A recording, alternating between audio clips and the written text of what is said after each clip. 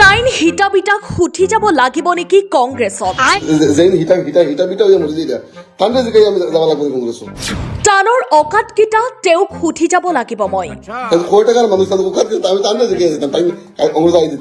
তোমাৰ টিকা নেকি তুমি কালি গাদ্দাৰ স্বাদৰ কইলাই তোমাৰ ঠিকাই নেই আৰ তুমি কালকে গাদ্দাৰ সৰ্দাৰ হয়ে যায় ৰেজাউল কৰিম চৌধুৰীয়ে আঁঠু লৈছে ৰেহানুদ্দিনৰ ওচৰত মানে আমি ইয়াত দাবতীয়া জেগাত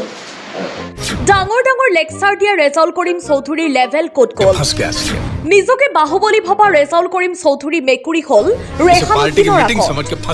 ৰেহানুদ্দিনৰ আওকাত কি আছিল বুলি মন্তব্য কৰিছিল এইজন বাহুবলী নেতা ৰেজাউল কৰিম চৌধুৰীয়ে তোমার ঠিকাই নেই আর তুমি কালকে গাদ্দার সর্দার হয়ে যায় কোনো বেটারে কংগ্রেস আই দিতে না অর্থাৎ কিনা কংগ্রেস আইবার হলে আমি যে কংগ্রেস আইবার তোমার লাগান বেটারে জিগে যাই মনি আমি রাইজরে প্রশ্ন করি আর ও তান যেইন হিটা বিটা হয়ে মরে যাই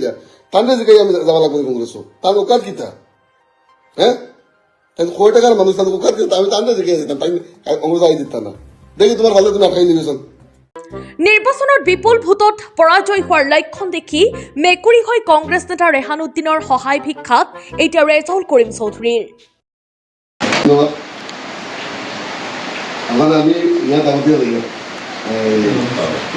দাবতীয়া জেগাত আগামী সোমবারে যেহেতু আমরা নেতৃত্ব প্রার্থী আর বড় ভাই হিসাবে যেটুকু কারণ